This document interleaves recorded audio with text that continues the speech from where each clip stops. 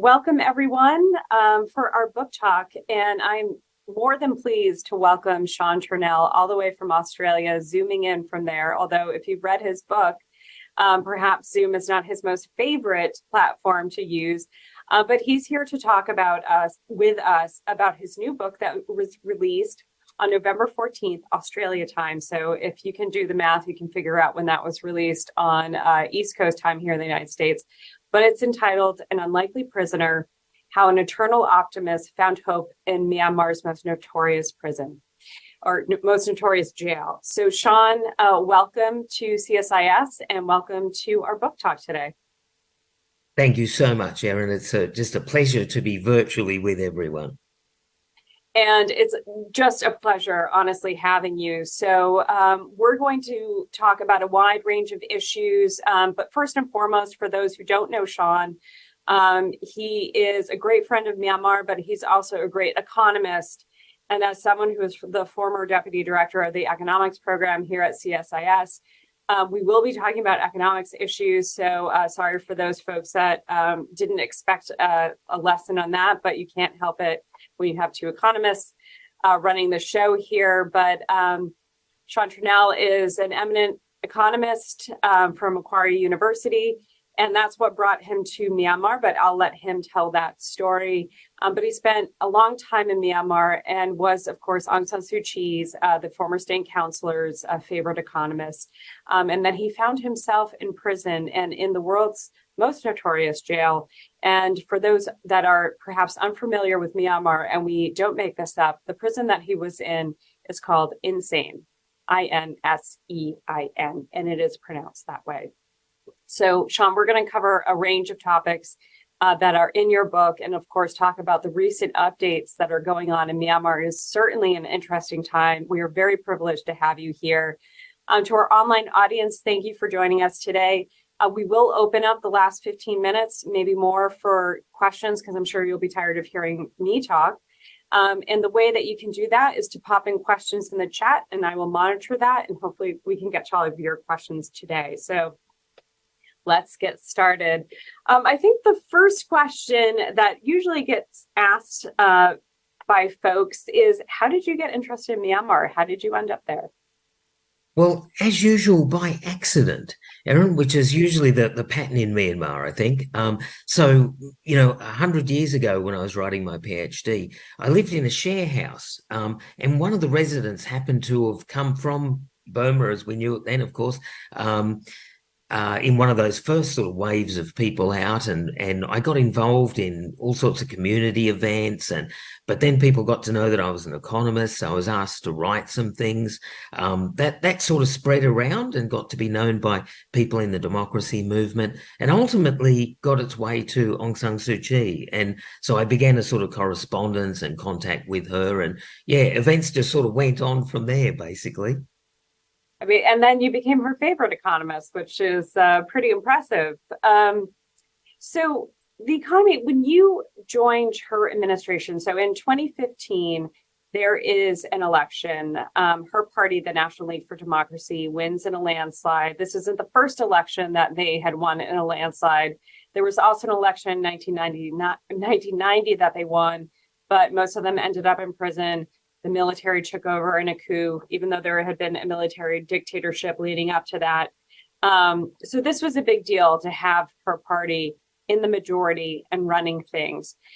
What kind of situation were you walking into on the economic front when you joined that administration? Yeah, so it was pretty dire. So you're absolutely right, Erin. So the election took place in November 2015. I happened to be in Yangon on election night. And in fact, the next morning was when I got the invitation from Dorsu to come over to Myanmar and give them a hand. She basically said to me something along the lines of, Sean, why don't you put your money where your mouth is, sort of thing, and come over and help us. So I did. So the situation, people I'm sure will recall, there was already a reasonably strong economic reform program underway by the previous Thein Sein administration. The big catch is that the foundations were sort of still left untouched. And, in economics, but particularly sort of financial sector stuff, issues to do with government debt and all that, the foundations are really important because we're getting into issues of trust and property rights and all that. So even though the reform program was underway and there'd been some really important reforms, particularly in the telco area, which proved to have great staying power, there were some other things that we knew we really had to get into. So in some ways, yeah, the sort of heart of the old command economy, the old socialist economy, much of that was still there. So there was still a real lot of heavy lifting to do. And I guess principally there, we really knew that we had to deal with what I often called, and other people called, the original sin of policy making, which was basically the idea of this overwhelming state apparatus, but principally military, and the way that it commandeered most of the resources in the economy. But particularly like on the financial side, it was essentially a drain. There was like, as we say as economists, there was lots of crowding out. And so we knew that we had to tackle that central fiscal and monetary conundrum. So one thing that's not necessarily unique to the Myanmar economy is the patronage system and the so-called cronies. I think folks are particularly interested in watching the Russia-Ukraine and then heard of sanctions. I mean, the pandemic has really introduced people to things and concepts that I think they otherwise wouldn't have learned beforehand, like supply chains and inflation and losing out on toilet paper, but also when looking at the invasion of Ukraine by Russia, now learning about oligarchs. And so in some ways, understanding that concept of patronage and support and why you sanction those folks. So in Myanmar, you have somewhat of a similar concept, but it's really deeply embedded in the economy and continues to be an issue. Can you talk a little bit more about what that crony system looked like in Myanmar and how you had to deal with that as well? Yeah, absolutely, Erin. And it's a really important thing, this. And I think as scholars, I think people were relatively late to pick up on this. Lots of concentration on the specifically military-owned companies like Myanmar Economic Holdings, Myanmar Economic Corporation, and so on. But the game, in a sense, had shifted, particularly in the 2000s, towards these crony enterprises, as they're known throughout Myanmar, of course. So they're sort of private sector entities, but not private sector in the way, again, that economists would like to think of them. These essentially rent-seeking outfits whose attachment to the government is essentially, as I say, to extract rent. So in other words, sometimes in exchange for exclusive licenses and localized monopolies and so on, these crony enterprises would then support the government. So you've got this sort of weird combination of a state apparatus, private sector entities, but not competitive entities in the way we're thinking about them, but in a sense, entities on the teat of the state, if you like. Yeah, so it's often called crony capitalism, but the capitalism part is the bit that's, I think, a bit mislabeled, because it's not any form of capitalism that we would like to think of it. It's almost like a privatized state socialism, perhaps, might be a better description of what it is. Yeah, but it did mean that that some of the traditional measures of, say, the role of the state in the economy, percentage of state expenditure to GDP and all that, things like that were sometimes misleading, because much greater government control effectively existed through these various crony enterprises. I should say it's a model that is very common throughout the world, but particularly in Southeast Asia. But it has I guess, particularly strong in Myanmar, and a particular difference as well, which is why I highlight the sort of rent-seeking nature of this. Because if we look at other countries in Asia, particularly the so-called tigers, many of these enterprises, which again had strong links to the state and all that, but they're often outward facing, outward looking, wanting to exploit export markets and the like. And in a sense, they wanted state support to do that, to reach out. But in Myanmar's much more inward looking. Not many of them looking outwards, wanting to develop markets for Myanmar's exports and so on, but wanting to divide the pie that was already there rather than growing it. So, yeah, so it was qualitatively different. And it just meant, I guess it made the reform task just that much more difficult, because in going about reform, you were immediately confronting these groups, because in a sense, by trying to reform the economy, trying to open it up, trying to make it more competitive, you were, by that very fact, treading on their toes. And so, and we felt the blow back then. And of course, we were then to feel it much more severely later.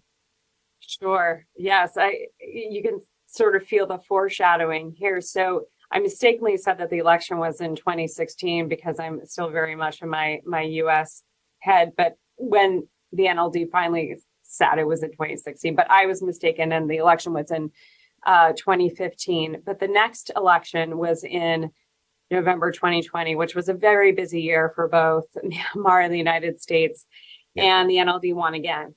And this may sound very familiar to the US audience, but that there were accusations of fraud and electioneering. But before we get to that, at that point, what were the people of Myanmar? What had they experienced? What were we looking at in terms of reforms? What were the people of Myanmar enjoying? Because I kind of want to set a stage of what exactly had been taken away. There had been a period of 10 years of relative openness. Thein Sein who was Aung San Suu Kyi's predecessor, wasn't exactly, the bastion of democracy, but it had made some important reforms. But I just kind of want to have you set the scene before the coup. Yeah, so some profound reforms had taken place, Erin, as I'm sure people know. I mentioned sort of chipping away at the foundations, and that was really the critical thing. To some extent, and also, I suppose, and again, I'm sure people watching this will recall it well.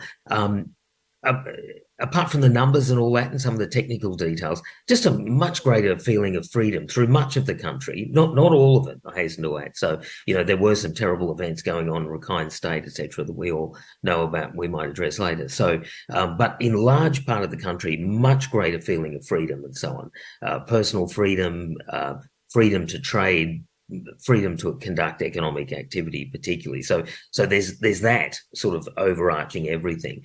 But yeah, we were chipping away at the foundation. So I mentioned, chipping away at that dominant fiscal state.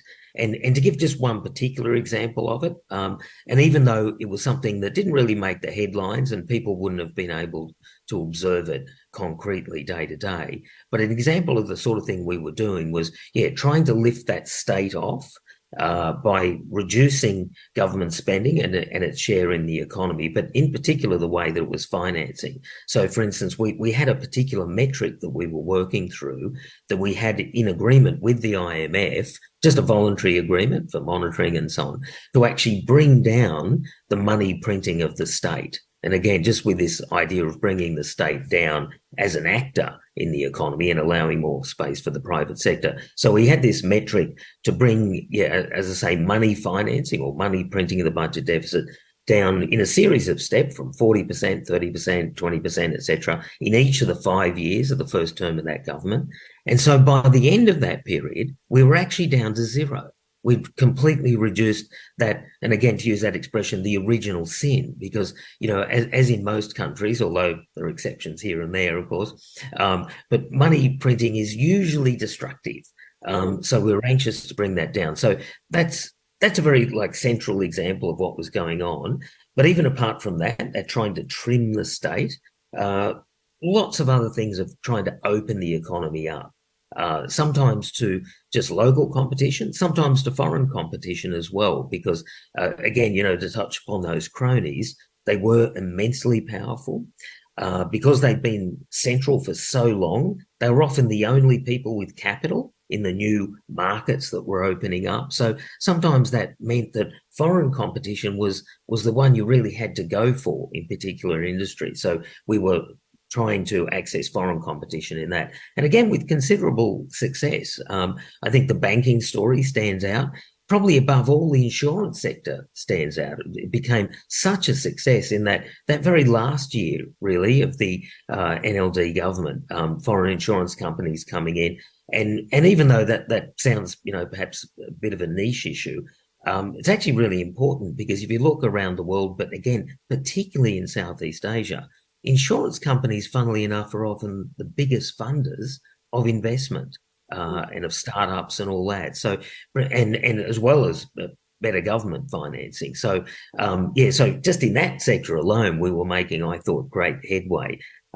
It was hard all the way through, I hasten to add, and in many ways, I think in that first term, we were doing some of the unsexy stuff. Like it's hard to cut government spending, as we know, around the world. Like so doing that stuff is sometimes difficult, and I'm sure people will recall that there was a lot of criticism over, was the government being too austere, etc., or too caught up in the Washington consensus and things like that. So there were a lot of critics of it, but we thought it was really tackling those foundations, and then allowing what we, I guess, had hoped for, of course, which was a second term where that reform process would have greatly accelerated. And I think one of the most frustrating things for me was that right at the outset of the coup, I was about to bring up to Dorsu the physical copy of the new plan for that. And I say plan, but it wasn't Soviet planning or anything like that, I hasten to add, but just a new set of reform initiatives that were going to be kicked off for that second term in government. And I think probably many people watching this were probably part of that process and advising on it, etc. So they'll know all about it. But it was very exciting, about to come due. As I say, I was about to bring it up to Dorsu in Naypyidaw. I was meant to present it to her on the 4th of February. And of course, the coup took place on the 1st. I was arrested on the 6th. And, by then it was all over. But sorry, that's all very long-winded, Erin, but just to say that we were, trying to go for those fundamentals, state fundamentals, financing fundamentals, competition fundamentals, but a lot of it was sort of very much the mechanics behind the scene, the plumbing, if you like, of the economy. And I think we would have seen much more headline stuff take place in that second term had it been allowed to happen. So you clearly point out that these types of reforms are going to hurt people who there will be picking winners and losers, and people who are used to winning and obviously weren't very happy. We're not going to go into all the causes of the coup. I think there are lots of folks who are on this call that understand that. But there's plenty of great writing out there. And I think we're all still trying to dissect what happened. But on February 1st, 2021, a coup occurs in Myanmar. The tanks roll through the streets of Naypyidaw, and all of the government is arrested. And so are you. Can you walk us through the day of your arrest? Yeah, so it took place on the 6th of February, which was Saturday, if I recall. I've been trying to get out. At first, I was very complacent. So the coup took place on the 1st.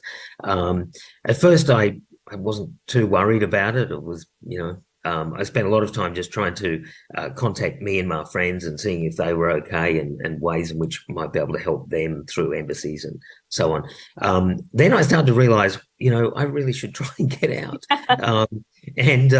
But people will recall this is COVID, right? And so the only flights in and out of Yangon were those scheduled evacuation flights and all of that. And most seats were allocated anyway. But then, of course, post-coup, they absolutely become allocated. So there was really nothing available. It's funny, only in the last few days of doing some media around the book have I remembered that I actually did get a flight. And it was due to take me out, I think, the day after I was arrested. I managed to get a flight to London, which as I say, I totally forgot about this. Anyway, but the coup took place before, my arrest took place before that could happen. So I'm just in the hotel. I was in a quarantine hotel, again, because of COVID. And I got a message from someone saying that military intelligence had taken over the hotel's security system, and it was time to get out. So I did. I quickly packed my bag, phoned the Australian ambassador, went down to the lobby. People might have heard me say this, but somewhat foolishly, but with my sound finance hat on, thought I better make sure I pay the bill. And as I'm paying the bill at the concierge desk, the police all came behind me. And we're not imminent arrest. We're not. No debts. Leave unpaid. That's right. So sound fiscal foundations existed throughout. I just want to reassure everyone on that front. Well, good. Chatroom Hotel is probably very happy about that. Yeah, so all of that took place, Erin, and again, I'm sure people know this. There were some bizarre moments in the arrest process itself. At one moment, the BBC rang me and said, "Could I talk?" And I said, "Yeah, why not?" We went live to air, and the police got very upset about that and approached me to hang up the phone immediately, which I did. But it was all live on air, which was quite a strange thing. And then taken away to a local police station, and the process sort of began from there. And I don't know if I'm getting ahead of myself, but they're No, go then ahead. placed in a horrible little room, just outside the walls of Insein Prison, and held in that room for 2 months, and that's where the interrogation, etc., took place. And in many ways, the sort of interrogation just out of a movie, designed to intimidate, horrible conditions and all of that. And physical abuse as Chain well, you Yeah, there mentioned. was a little bit, Aaron. Yeah, I mean, I want to be clear just to say that, my treatment was better, significantly better than most Myanmar people, of course, because they had terrible torture enacted on them. For me, it was sort of just a bit of roughing up and things like that.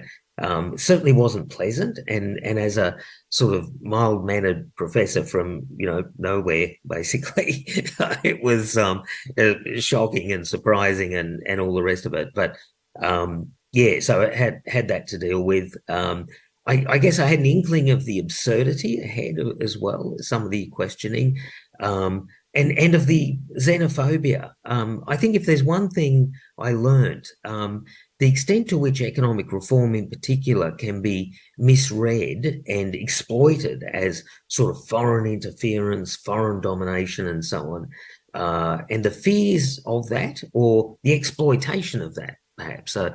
Was quite surprising, and just weird accusations put to me about being a spy and so on. For all of us on this in this forum, we're used to foreign affairs and all that.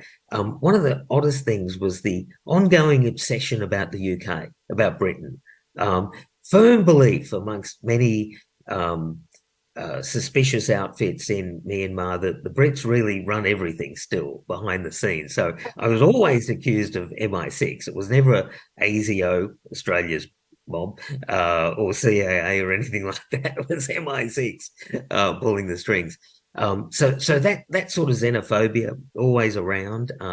Great suspicion of anything to do with international finance, and those standards tropes that we see everywhere, sort of grafted on to some of the old tropes in Myanmar itself. Yeah, so very strange situation.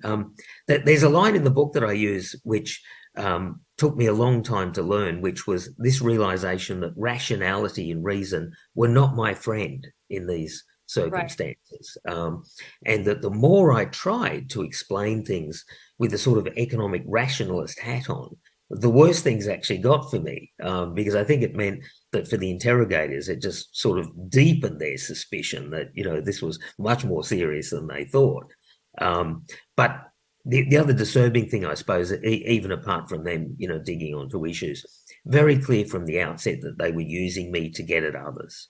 So to Mhm. get to Dorsu, to get to the other ministers and so on. And that was very distressing because it's bad enough, when you're there on your own, but the idea that you could be being used to hurt people who you love and respect and so on, that sort of, is an icing on the cake of just, awfulness, because of course you feel guilty about that, and you try to do everything you can to make sure that that you don't, go along with that. But it's yeah, so it meant you had to be sort of on your toes all the time in the way that you answered things.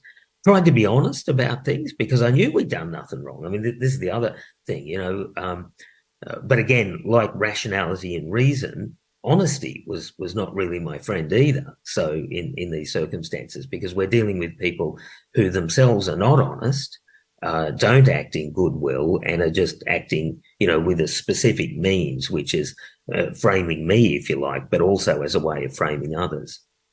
Yeah, you do mention in your book that some of your interpreters or some of the interrogators, you give some creative names, I think, like Leather Jacket and Territor. And but that some of the nicer ones tried to warn you to keep your answers short and simple, and you're trying to explain, and that rationality didn't quite compute. And you give a really good example when they provide you a piece of evidence that had the word confidential on it, and it was a report you wrote. Can you expand on that example a little bit, which I think shows kind of what sometimes we are dealing with in Myanmar and the absurdity of this all?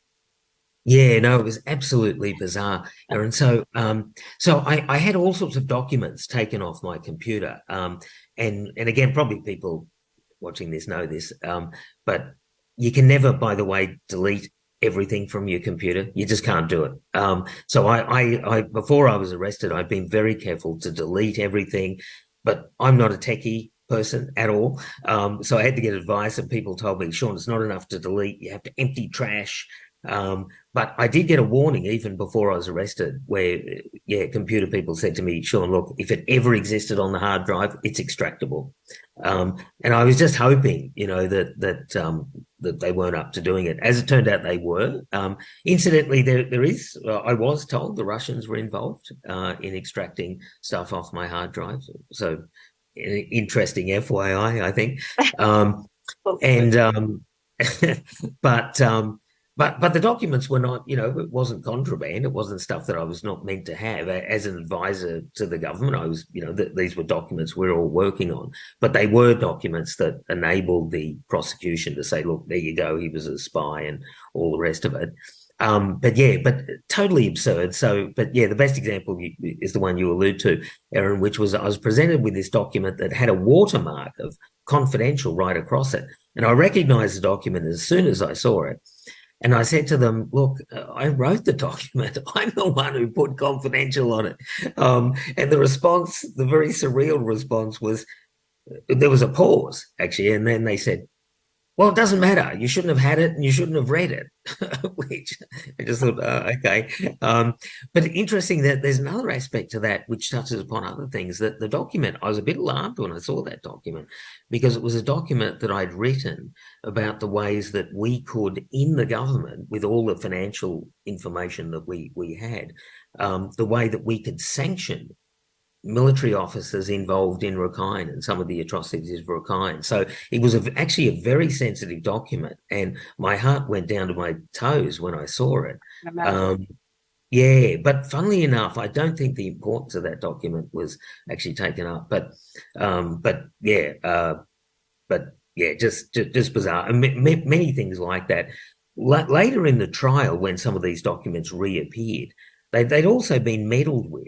I mean, again, it was just the trial was a farce, but they'd done things like insert top secret and so on documents that were not top secret and were never stamped top secret, but they hadn't even bothered to make sure that the file didn't have the traces that they had been modified. I mean, it was just, again, it was just illustrative of what is presented as a criminal justice system. But yeah, all very strange.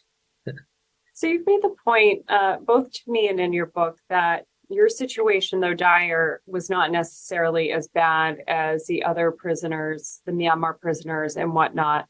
But Sean, you were in solitary confinement. You spent nearly 2 years in a prison in Myanmar, so that can be good for anyone. There's a community in prison, not necessarily your best friends, but there's a way. How did you survive that day to day? You were in isolation for 2 months in the box. You mentioned that towards the beginning, that those first 2 months. How were you able to go from day to day with very limited contact, having no sense of when or where you'd be released? And then you also talk about the other foreign prisoners that have been put in, including fellow Australian Ross Dunkley, who was the former managing editor for Myanmar Times, Danny Fenster, the American journalist, and other Japanese journalists, but yet you remained. So what kept your spirits up among your prison? And then we'll talk about your family and the diplomatic community next. Yeah, so and it was the contact from outside and knowing what people were doing outside, number one. Yeah. So actually let me just give the opportunity, if I can, to thank people on this in this forum who I know were some of those people. So, big thank you everyone.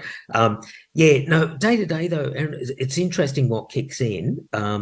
And I've mentioned that sometimes I think in extremis and in those times in the box where I had nothing to read or anything like that, it's really basic stuff. Almost like animalistic, if I can call it that. So above all, just walking up and down the room and counting. So, and all of that, I think, is a way to stop thinking. Because funnily enough, I think that actually becomes really important. You try to avoid thinking, particularly again, because I'm in a situation where I know that I can't think my way out. Like there's nothing, I know that my answers are not going to matter. But you're Um, MI6, Sean. Surely you could have, yeah. gotten your way out. Indeed. And again, for people who've read the book will know that on numerous occasions I had to tell them that I wasn't Jason Bourne, which of course is confusing the spy I agencies mean, just a little. sometimes you're probably like, oh, it's like looking in a mirror. I totally could have just, gotten myself out with just a twisty or something. Indeed, indeed. So if I was a Jason Bourne, I was a very good one. Um, but no, so just walking and counting is very soothing, and I suppose, and as a Westerner who was particularly fraught most of the time, I couldn't meditate. So for me, walking and counting was the most basic way I did things. And then also in that period of not having anything to read, etc., I did all the games. I'm sure people have heard that I tried to remember all the presidents in chronological order, which was fun actually. But the biggest problem was that, of course, I had to then try and find a way of checking it, and I couldn't do that until months later when I got a series of books sent by American friends, by the way, American presidential biographies, and from those I was actually able later to write the full list and then verify that I'd got it right. But doing that in the 50 US states, that was really important. And you sort of just get into a mindset where that becomes the issue, and requires all your thinking. And so, yeah, so going into the attic of your mind and grabbing what you can is really critical. And then later, of course, the books arrive and the books become critical. And on this, for people who know me, not be surprised about this, I'm always a book nerd. So books are everything. So once they started to arrive, I could completely absorb. Also, I think I always remember once people saying about Bill Clinton that he was a great compartmentalizer. And I think I have that ability as well, or affliction. I'm not sure it's a good thing, actually. But anyway, I think I have that ability and just to sort of disappear completely from almost the environment. So, and then you get rudely awakened all the time and brought back into that world. But yeah, I was able to sort of just drift away and just think about other things. And yeah, it's odd. I think we underestimate our minds in terms of what we can do. And I suppose just a final thing on that, for someone my age, so I'm 59 now, so I was 57, 58 when this was taking place. But I've been worried in the couple of years before that I was getting early onset dementia. So many things I couldn't remember it. I'd have somebody, an old friend appear before me and I couldn't remember their name and things like that. But in the prison, my mind became razor sharp and memory became phenomenal. Now, the only trouble is there's a postscript to that. Since I've got back to Australia and got back to having a mobile phone and all that, my memory's completely shot again. In fact, I think it's worse than ever. But there was a brief shining moment when I was in the prison where my memory just became this thing that I was able to tap into. But yeah, so a mixture of all of that, Erin. Thank you for that. And, just getting to, one thing I think that's also a theme throughout is just the determination of your wife to help support you, the campaigns that she did, the relentless support that she sought, and of course, your daughter as well, trying to send letters to you. So, a big thanks to her, obviously, for helping to get you out. And, we have you here today. Can you talk a bit more about the support that you got from your family, from the diplomatic community, and even from the folks inside Myanmar?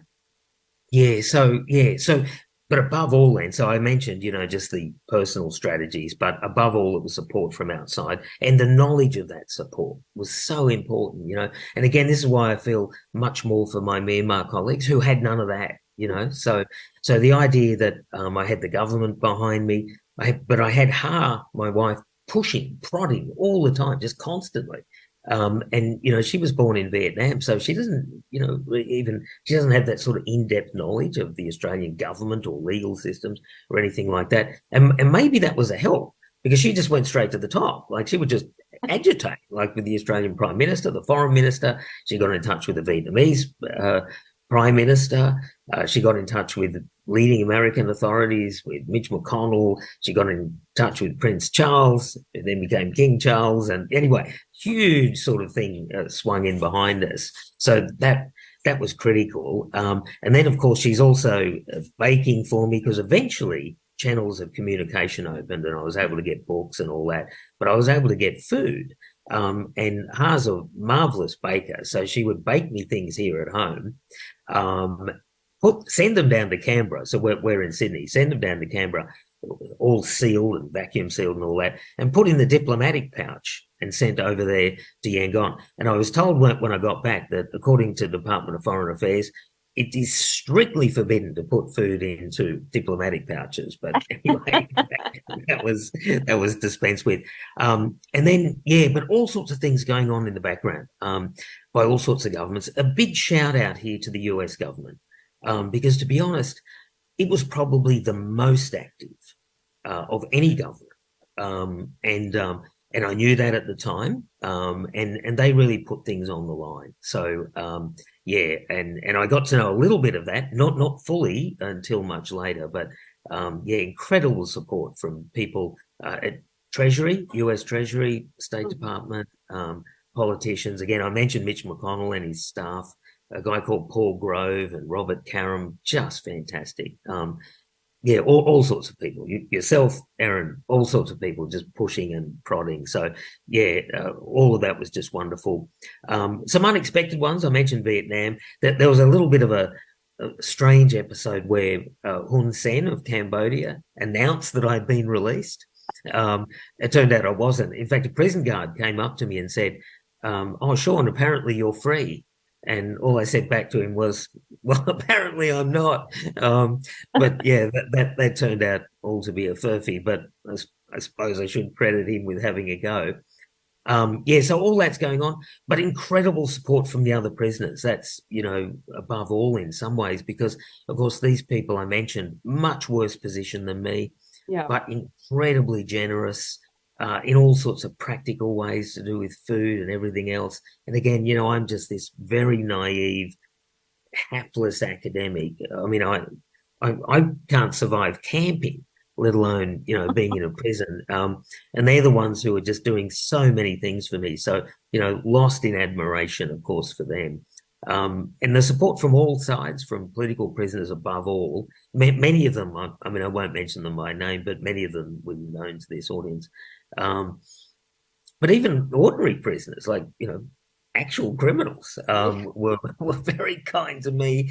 And the thought of, rubbing up shoulders against people like that would not have been in my expectations. But anyway, they rallied to me as well. So, just wonderful support all round.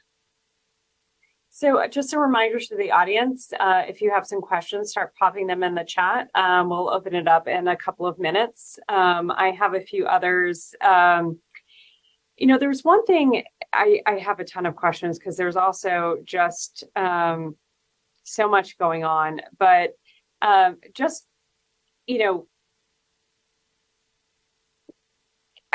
looking to Myanmar's future, I want to talk more about what happened at your release, but I think there's also questions about Myanmar's future, especially what's going on here. But after your release, so much has happened to you. What do you see your role in Myanmar's future, if any? Are you like, I am done with this place, it's done enough to me, I no more economics for me in Myanmar, or has this renewed something else? What is it? How does Myanmar play a role in your life now? That's a really great question, Erin, because there's one part of me, and I remember thinking in the present, just thinking, okay, when I'm out of here, I'm just done. I'm just going to watch movies on the couch, eat pizza, drink beer. That's it. Um, of course, you can never escape. So, I know so that. I'm sort of, in fact, I think Myanmar has a way, right? Yeah. Once it's there, it's, but I do it out of love in a sense not in a sense, I do out of love as well, because again, the people of Myanmar in the broadest sense are wonderful, courageous, compassionate, all of that. And so it's very hard not to want to reach out to them and help in their cause because, well, they saved my life, and it's not their fault for my situation or anything like that. They're the first victims, and yeah, so I'm lost in admiration and love for the people more broadly. So yeah, so I don't want to step back in that sense. Having said that, though, I do think my specific role in any sort of, I was never sort of actually official. It was always sort of semi-official sort of thing. But I think that's over. And anxious to help as much as I can, but out of and not even false humility or anything like that, but just real understanding. There are so many good people, Myanmar people, who are on top of all of these issues, but particularly, like say, to take up the economy. And I think we've seen this, right? Just how impressive. I think it's called Generation Z. Just how impressive they are. And I know from working there, the intellectual and other qualities of the young economists and so on. They get everything. There's nothing that I can tell them that they don't already know better. And with deeper understanding of the society and all that. So yeah, so I'm anxious to help as much as I can, but with a profound sense that this is their journey, and that they're equipped for it, And so I suppose in many ways for me, it's a matter of just trying. I guess we all feel this frustration, right? Trying to keep Myanmar on the agenda, so that it can get the support that they need. Because I guess we've all frustrated to see the support of other causes, justly, I hasten to add, but Myanmar's missed out. So to some extent, this is also part of the motivation for the little bit of the circuses that I'm engaged in at the moment, around the book and so on. Just to use that as an opportunity, an excuse, if you like, to get Myanmar back a bit, on the pages in the press, to the attention of politicians and so on. So yeah, part of my motivation for the book, very strong part of the motivation of the book, actually is precisely that. So yeah, so I think that's where I see my role now, Erin. But So on that theme, and this is my last question, again, audience, I encourage you to drop some questions in the chat. There's a lot of focus, obviously, on Ukraine still, and of course, it seems every day there's a new crisis. Israel, Armenia. There's volcanoes exploding everywhere. But there's been a lot of effort to push for Ukraine's reconstruction once the war is done. There's been calls for aid, plans for its reconstruction, rebuilding its infrastructure. But there's been no such thing for a country like Myanmar, or, even when you look at South Sudan, which is going through unprecedented flooding. And we talk about, infrastructure in the global South, but even beyond infrastructure, we're not really talking about what is the future of Myanmar. It's almost like this global acceptance that the junta is inevitable. But yeah, in the last couple of days, I would have said, even if what has been happening the last couple of weeks, we should never just give up hope. You always have to plan for, a future without a junta, no matter how dire the situation. But in the last couple of weeks, things have gotten incredibly interesting in Myanmar. Not that it's never not interesting, where you have the 1027 counteroffensive with the ethnic armed organizations, 1111, where you have these ethnic armed organizations taking more and more territory, the People's Defense Forces rising up. You're seeing, maybe it's over optimistic, but it's the junta isn't always on the most solid footing. But I'm just curious, your thoughts on what's happening now, but also how do we plan for Myanmar's future? Do you think that there should be an appetite? We're not going to get the same level of attention as Ukraine, although it was pointed out to me by some UN officials the other day, Myanmar is bigger than Ukraine. So anyway, not to take any attention away from Ukraine, the pie is big. but just your thoughts. Yeah, no, I totally agree, Erin, and I think you touch upon something that's really important, right? Is trying to crack that belief that the regime, this junta, is around for the long term, because I think the recent events have shown that that would be fatal thinking. I'm probably like all of us. I'm trying to not get ahead of myself. I'm trying not to get too Yeah, excited over the news of, because we've all been here before, right? We've all had yeah, these hopes. We've seen splits in the regime before and hoped and all that sort of stuff. But gosh, it's hard not to get excited at the moment. I mean, they really seem to be on the ropes. Again, it's not the end or anything. We know that all that they can do in between times and all that. But if you look around at all the indicators, like on the battlefield, but all the other stuff, their desperation to get foreign exchange, for instance, and the measures that they're doing, like they've got no economic ideas at all, except grabbing as much resources as they can to fund the military. I mean, there's nothing else. I mean, there seems to me they're not even pretending anymore.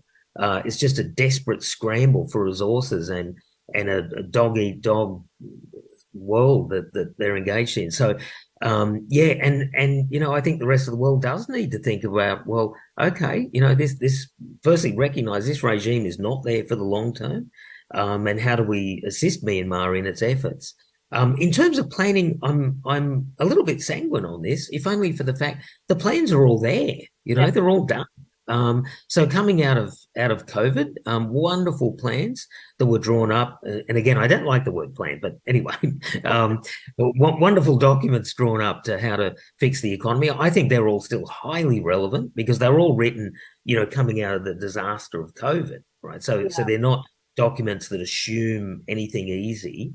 But they're also, I guess, my feeling on this is fortified that, again, a lot of it is about, I mean, the regime has been so bad and it has rode back on so many obvious good economic policies that in some way turning it around intellectually is not very hard. The what to do is pretty easy. You still got to do it, but yeah, so I'm reasonably confident if these guys get out of the way, it will be made to go away. Things could bounce back really quickly. I hope I'm not being too optimistic, but I think I'm not. I think the seeds, the foundations are there for something really good.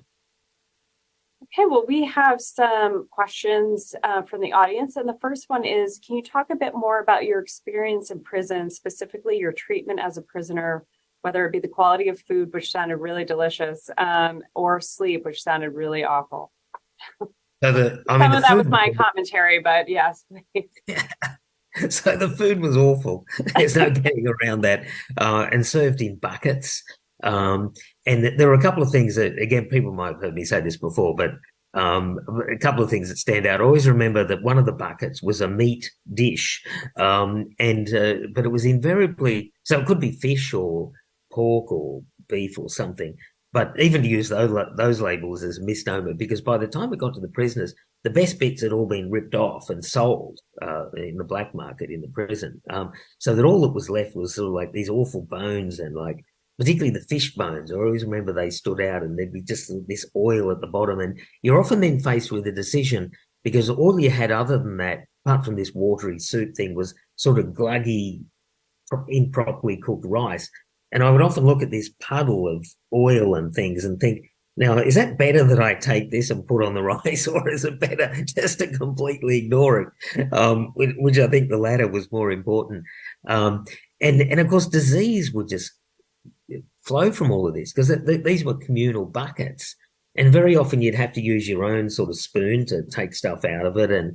Or sometimes the ladle had sunk down into the food and you'd have to dip your hand into it to get it in. So, yeah, the food was just awful. Sleep was hard too because the lights are left on all the time. That's something, because I'd never been in a prison, so I didn't know this. The lights are on all the time. The only time they're not on, of course, is during the blackouts. But the blackouts, of course, mostly take place during the day. So that's not helpful. So I actually had a little mask that, like from a plane, that was in a terrible condition by the end. But anyway, I used to put that on. And then after that, you sort of get used to it a bit. So Yeah, so the sleep actually, in some ways, the sleep over there was better than since I come home, I think. But yeah, but because also there's not much else to do, and I think your body just clocks off. But you also had But the yeah, but bugs and the rats and the bugs and the rats and these awful scorpions. I don't think we have scorpions in Australia. I could be wrong. you have People might correct everything else. I'm surprised you don't me. have scorpions. Yeah, well, that's right. So, yeah, having said that, Aaron, I'm sure there are scorpions, but I've There's never probably seen some one like before. deadly sea scorpion or something that you haven't discovered yet. But Indeed, yeah, indeed, but everything they're else.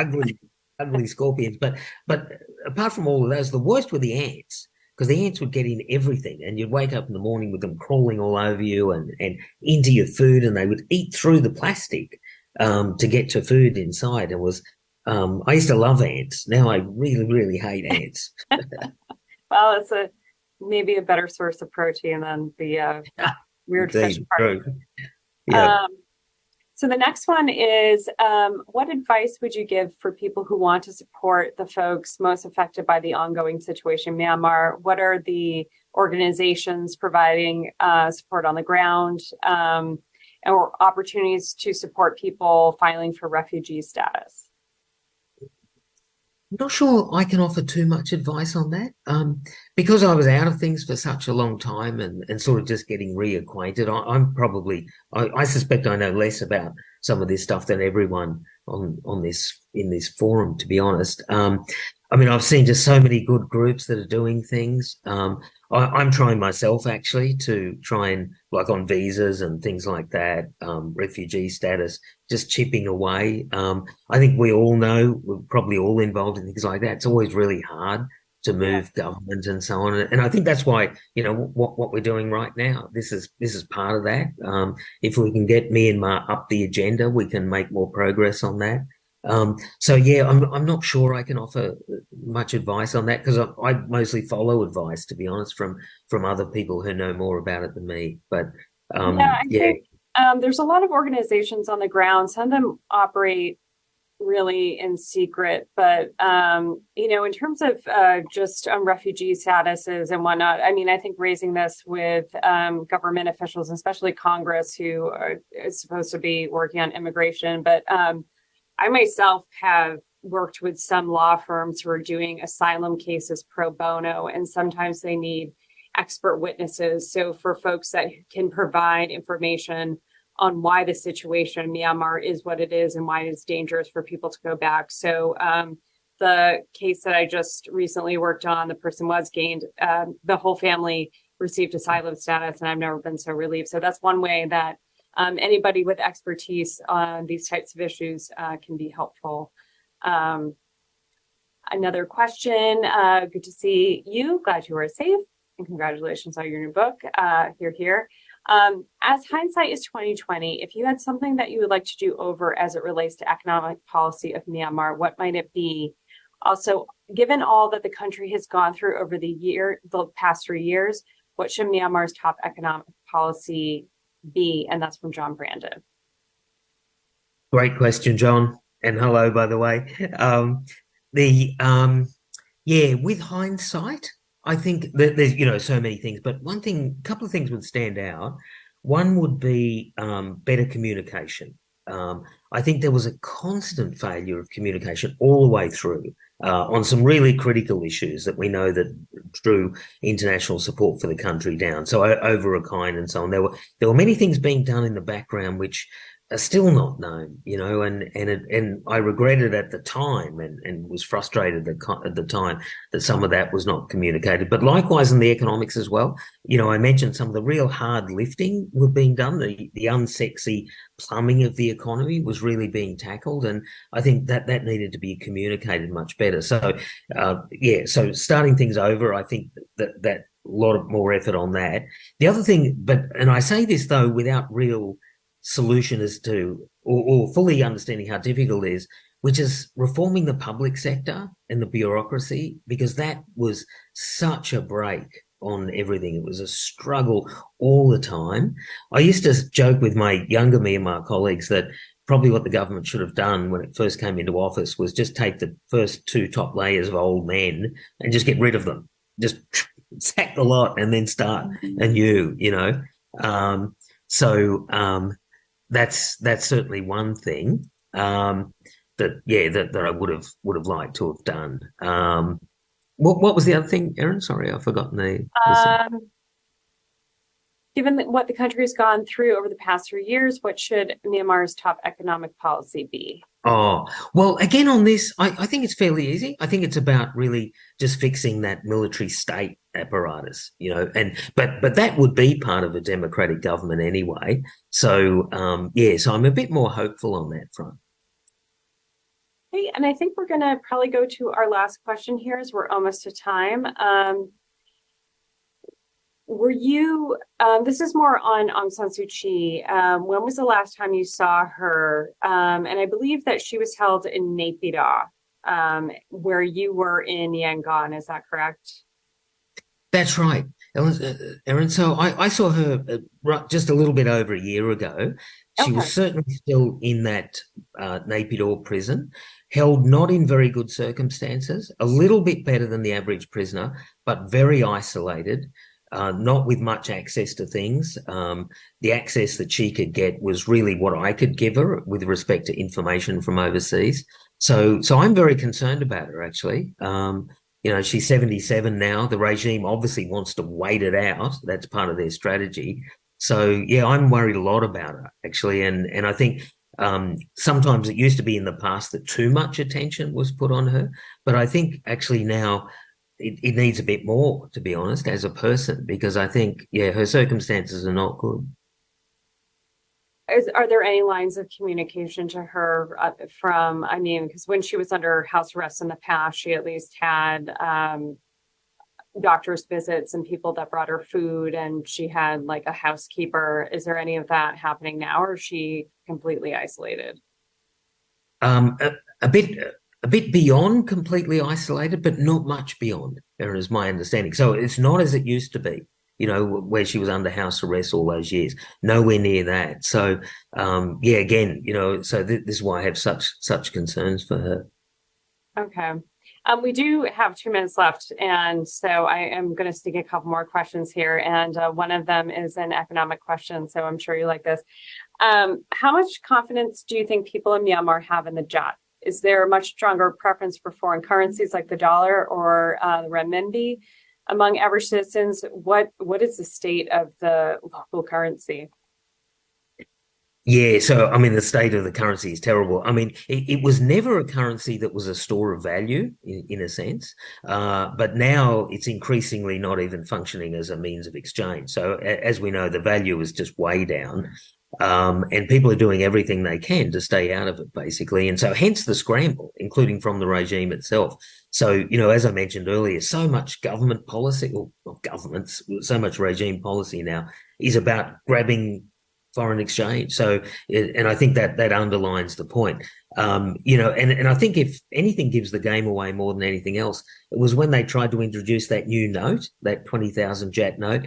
That to me just exposed the whole thing, right? The panic around that, of just the profound lack of trust in that currency unit.